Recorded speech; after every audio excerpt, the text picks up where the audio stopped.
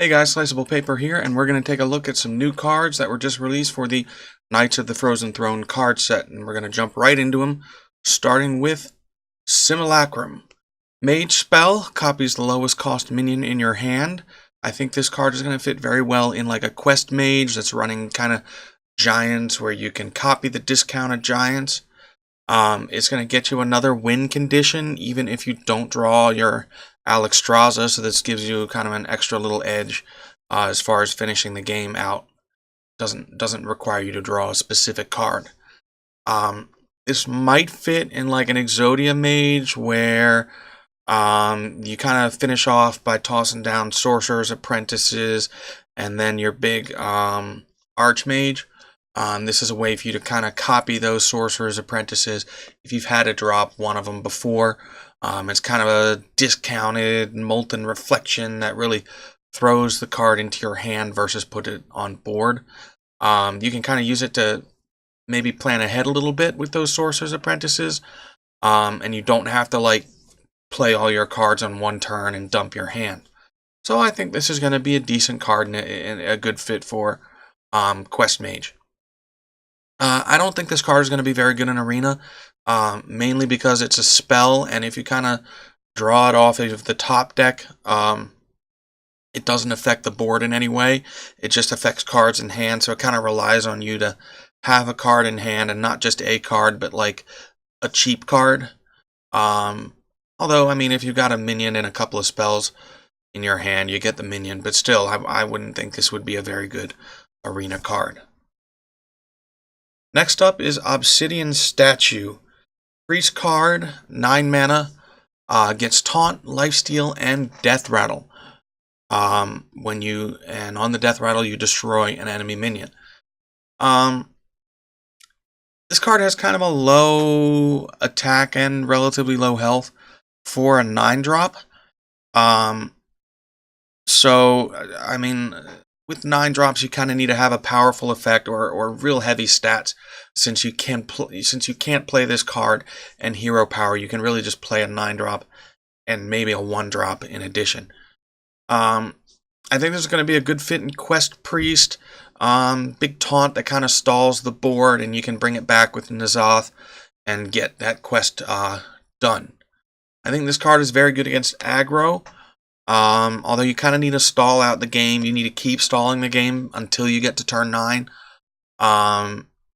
Especially versus aggro decks, the game is usually over by, turn 4 or 5. So you kind of need to get a little extra time bought with your deck in order to play this card. Big thing about this card is it's, the usual vulnerability against silence and against hard removal. I think this card is going to be okay and constructed. It's not going to be game-breaking or anything, so I don't think we'll see it played all that much. This card is a really good Arena card. Generally, priests tend to draft bigger cards, fatter cards, more expensive cards, higher value cards. Even though this card is understated as a 9-drop, it makes up for it with that taunt, with that lifesteal, and even with that death rattle. So I think this is going to be an excellent card in Arena for priests. Glacial Mysteries. Mage Epic comes with the Mysterious Challenger effect. If those of you that don't know, Mysterious Challenger was a paladin card that was made, that was used in a secret-based deck. I don't think Glacial Mysteries is as good as Mysterious Challenger. Mysterious Challenger kind of relied on having that Avenge card that gave your minion, a random minion, +3/+2 when another minion died. So I don't think Glacial Mysteries, plus, I mean, you get that big 6/6 body for a 6 cost along with pulling all your secrets, which tended to be a little more on the powerful side. Which is why we saw a lot of those secret decks played. I think Mysterious Challenger would have been better as a 7-drop. Which is why I think we see Glacial Mysteries as an 8-drop without a body. The problem is, the thing with Mysterious Challenger was you never knew what secrets you were playing against. You could always guarantee like a Noble Sack and a Avenge. maybe even a redemption. But I don't think none of the other secrets were really played all that well. So at best, you'd see a mysterious challenger pull like 3 secrets. The problem is mages don't have all that many secrets that are played all that much. The only 2 secrets really are Ice Block and Ice Barrier. So basically, you're getting, at best, like, you're getting 6 mana worth for playing an 8 mana card. This card needs to hit on at least 3 secrets. So you need to get at least 9 mana worth of value out of this. So you either need to have a deck running heavy secrets, or you need to be running like specific secrets. Like Ice Block, you'll probably keep Ice Block, probably keep Ice Barrier, maybe Mana Bind, or Potion of Polymorph, something like that. I don't think this card is going to be good in Arena. You don't normally want to draft many secrets in Arena. The only secrets I can really think you wanting to draft is Ice Block, maybe Mana Bind, maybe Potion of Polymorph, and maybe Ice Barrier, but Ice Block definitely. So you'll only be pulling, on average, maybe 1 secret, and you're not getting value out of this card then. So I don't think this card is very good in Arena. Devour Mind. 5 mana priest card, Thought Steal effect, copy 3 cards from your opponent's deck and put them in your hand. It's a power creep for Thought Steal. You're paying 2 extra mana for an additional card. Like Thought Steal, it's going to help you figure out what kind of deck you're playing against. Get you a chance to see what your opponent's running and kind of plan around them. Although by turn 5 you should already know that, especially if you're playing against like a Pirate Warrior or like an Aggro Hunter or like even like a Jade Druid or like an Aggro Evolvey Shaman. So I don't think you're going to use that card all that much for that. This is a very slow card. Again, I wouldn't use it against aggro. This is more of a card you'd use against control decks where you want to kind of pull answers out of your opponent's deck. Maybe you're running like a Highlander type priest deck, and you want to pull like your opponent's Alexstrasza or your opponent's, if it's another priest, your opponent's Dragonfire Potion or something like that. This card is very good in Arena, where, the power levels of the decks kind of are on average equal to each other, and games tend to run a little more towards the longer side of things. So you play this on turn 5, and you're going to be able to get value out of this card later in the game. An interesting thing I actually just thought of, this card is a good comparison to Kabbalist Tome for mages, where mages kind of get 3 random cards, but you're able to copy off of your opponent's deck. So, on average, I actually think Devour Mind might be a little better, mainly because you're pulling cards that have already been selected by your opponent versus random cards. So I think this is going to be an okay card in Arena. Not too game-breaking, but definitely one I'd like to run. Corpse Widow. Hunter card. Death Rattle cards cost 2 less. Get very good stats for a 5-drop. Hunters, they tend to run a few Death Rattles anyway. With your Kindly Grandmother cards, with Kindly Grandmother, with High Mains, with your even your wolf that spawns, spiders.